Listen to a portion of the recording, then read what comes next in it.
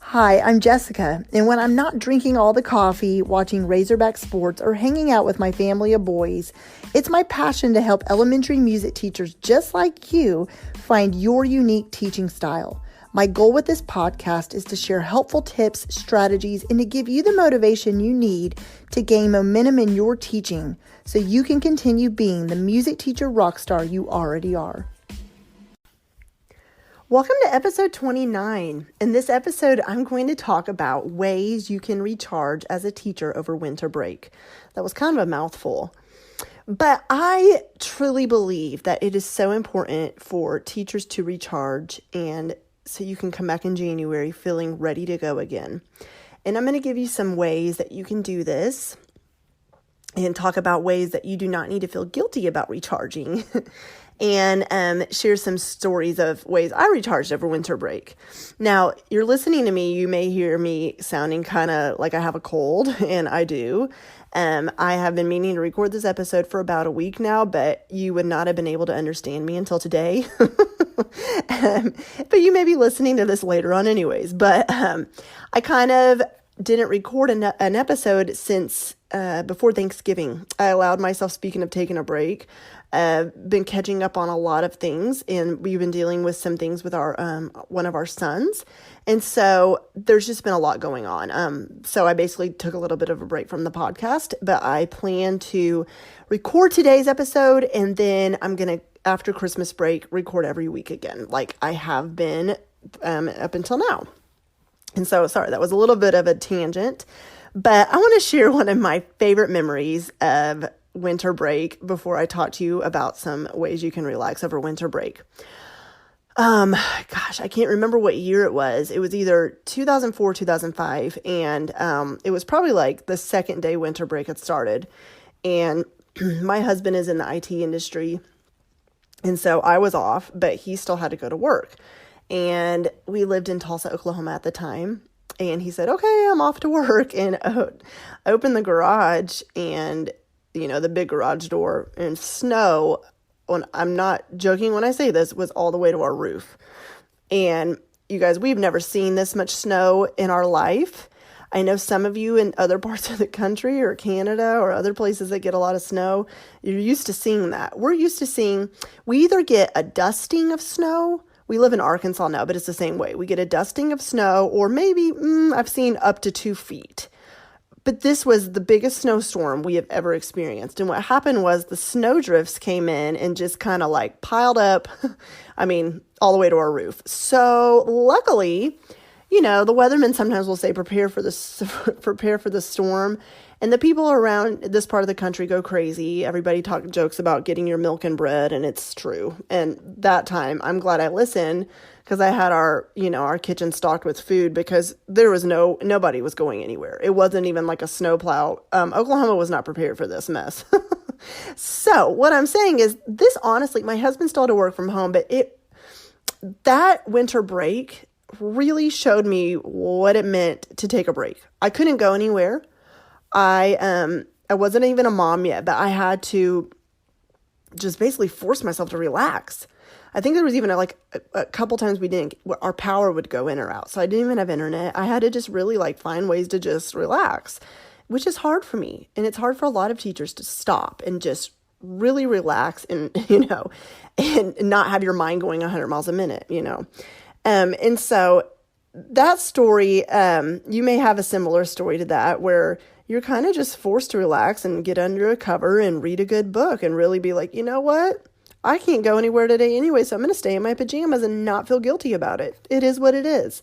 And so the first thing coming off that story, I just wanted to talk about relaxing. And if you want to stay in your pajamas all day, your very first day of winter break, do it. The first thing I want to say about that is to truly relax. Don't feel guilty about staying in your PJs all day if you want to do that, or catching up on your favorite Netflix shows, or going Christmas shopping if you don't have snowdrifts piled up to your roof and you can get out of your house. Don't feel guilty about going Christmas shopping and buying yourself something, It's okay to buy yourself something every once in a while. Do all the things, honestly, you never have time to do. whether that is catching up on the show, or maybe you have a book that's been sitting on the end table by your bed for like the last 6 months and you've been meaning to crack it open, but you honestly just have not had time. Or let's be honest, you come home and you probably have been falling asleep early because you're exhausted, especially this time of year. So over winter break, truly relax. And that honestly means something different to everybody. I know there are some personalities where their way of relaxing is by constantly doing. I have friends that are that way. They just can't stop. They're always wanting to go. They always have plans. But that's what they like to do. But for me, when I say relax, my definition of relax is honestly relaxing in front of a fireplace if it's cold, and really just snuggling up under a blanket. And I mean, I try to let myself read books, or even if it is just like scrolling through social media, because I don't even have time to do that sometimes anymore, I feel. And just for fun, like being on the internet for fun, not work purposes. And I actually recently posted that if you follow me on Instagram, I posted a cozy picture of my living room and snuggled up by the fire with my dog on me. And it was just like the most cozy. I just was like, man, this is the most relaxing night. It just felt like, and it was the first night we have had a chance to just stop in a while. And so don't feel bad about relaxing. The second thing I want to say is leave work at work as much as you can. So winter break usually is around 2 weeks long. And so the first week is, Christmas, if you celebrate Christmas. And so family obligations, I don't mean it like that. I mean, partly I do, but I mean, just like you're going probably to different families' houses or friends, or even if you're just staying home with your own children or your own family, you have, all the things involved with Christmas. And then maybe a church service you're attending, or maybe you're playing piano at, or any instrument at, or singing at. And then the following week is, that's usually when everything kind of dies down. You're putting up all the decorations and things like that. And so leave work at work for at least a week. And then maybe that first week of January, you can start, okay, I'm going to start thinking about my first week back, lesson plans, and what I'm really wanting to do, or maybe thinking about the next 9 weeks. But try to take at least a week off. Okay, but so if you want to take a full 2 weeks off and really not think about work at all, a good way to do that is to right now, as you're at school, go ahead and create your lesson plans for the first week of January. The first week you're back in January, so they're ready to go. So you don't even have to think about anything. It's already sitting on your desk, ready to go when you walk into school that first day. So that is what I wanted to say is, as much as you can, try to leave work at work. When you walk out of your school and you are leaving for the last day for winter break, try to really leave work at work, okay? And really take the break you need. The next thing I want to talk about is, one thing that's really hard is, even though you're on break, it doesn't mean everyone else in your life is. You're still going to have friends that are going to their jobs, or your spouse, or your, other people in your family. And I know sometimes, I'm speaking from personal experience here, it's easy to feel guilty and then they may make a few comments like, oh, it must be nice to get all these breaks, but here's the thing.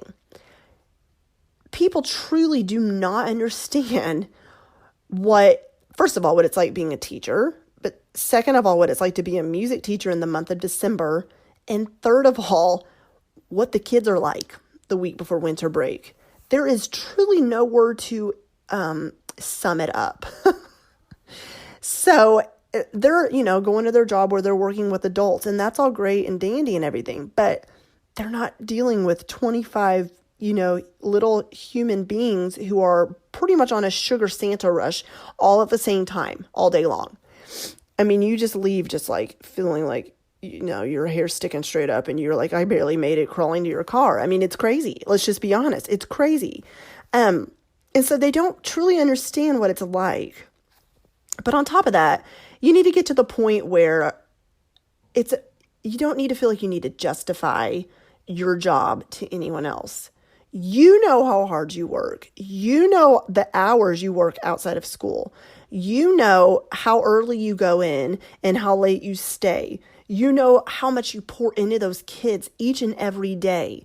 You know when winter break hits, you are pretty much at the, point of being burnt out, and you've just maybe put on giant performance or a couple of them, and you are just needing a break, right?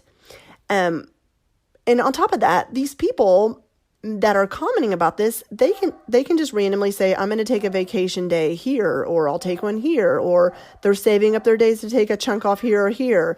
But you don't get that option, right? And so you are really looking forward to having a winter break and being able to take the days off that you need to recharge. So don't let yourself feel guilty about that. Impress your spouse. And when they come home, the house is like the cleanest it's ever looked in the, since August or September when school started, right? And because you actually have time to do it. Let's be honest. You have time to do the things that you don't get to do. And so maybe that is just honestly cleaning your house. Maybe it is you waited to Christmas shop for your kids or your family or your friends or whoever until winter break because you actually have a chance to do it. Maybe you have wanted to try out some new recipes for a while, or maybe you want to make some freezer meals. So once January hits, you have some meals that you can just, heat up in the oven when you get home or whatever.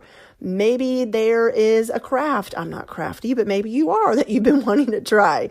I have a funny story about crafting. I tried to sew up our boy's Spider-Man, the arm, like they tore the arm of the Spider-Man, this plush Spider-Man, and cotton poured out of him. And I sewed it, but it looks like Gimpy's shoulder. Anyway, so I'm not crafty at all. But if you are, go for it. Maybe you've been wanting to, work in your yard. That's probably a really bad example because it's probably too cold. Unless you live in a warm part of the country, then great. Maybe there's, a new restaurant you've been wanting to try, but you never get to go out to lunch because you have to eat like a rabbit, because even though your lunch break is technically 25 minutes, you have to eat in about 10 minutes or you get interrupted about 20 minutes of your 25-minute lunch break. Go, even if it's by yourself, go sit at a restaurant or get food and eat it in your car quietly while you listen to music. That may sound crazy to you, but I do stuff like that anytime I can get a chance to. Okay, but we've talked about self-care on this podcast before. If you've watched any of my Facebook Lives, which I mostly go live in my Facebook group now. If you're not a part of that, we would love for you to join us. Just look up the Domestic Musicians Community. But I have gone live on my Facebook page before, but it's mostly in the group. But anyways, what I was going to say is I've talked about self-care before and why it's important you take care of yourself. We talked a little bit a minute ago about being burnt out. And if you don't take care of yourself in any area of your life, you'll get burnt out, right? It's just going to happen. You will, sometimes it'll just feel like you're going through the motions and you're not really enjoying it anymore. And you're not really remembering, why did I become a teacher? Why am I doing this? I don't enjoy this. It's too hard. It's too stressful. And these kids are giving me all the gray hairs. But honestly, sometimes what magically happens when you take a break is not only are you taking care of yourself, but you actually realize, okay, I kind of miss it. I'm ready. And once January hits, you're ready to go back. You're able to reflect, and maybe you're finding new teaching ideas after you've taken that week break. But maybe you're finding new teaching ideas, or you've read a blog that really inspires you, or maybe you're actually catching up on podcast episodes. Maybe you're finally, maybe you had time to actually go to an online workshop or whatever. Or maybe you've got all these lesson plans piling up that you've wanted to look through and try out, but you haven't had a chance to. So now you're able to do that, and you're kind of inspired. And you're like, oh my gosh, my third graders would love this. Oh my gosh, I can't wait to do this activity with fifth grade, or whatever it is. And you're able to just start reflecting and remembering why you started teaching, and you're excited to do it again and excited to go back. So that's another reason you need a break. It's because sometimes you get burnt out, and you're able to take a break and remind yourself why you're doing what you're doing. So let's talk about taking a break as if you're a parent, okay? It becomes a completely different ballgame when you're a parent and you take a break. Now, when I had my oldest son, what was hard was going straight from I'm taking a break from my students, but yet I'm still being a mom. And so it's not the same because this is my child. But it became like, oh my gosh, I'm not really getting a break, because you jump from pretty much working mom mode to all of a sudden for those 2 weeks, you're doing the role of stay-at-home mom. And it becomes kind of hard. And, you're like, well, I'm not really getting a break. I'm constantly doing something. Excuse me, you guys. So what I want to say is, even if you're taking care of the kids, enjoy them. Enjoy your children. Really try to not check your email. I'm not talking about the whole break. That's not feasible. But maybe like 1 or 2 days. Obviously Christmas Day, try to really be present. But try to not check your email, or maybe just not right away. If you have notifications on your phone, maybe just turn them off.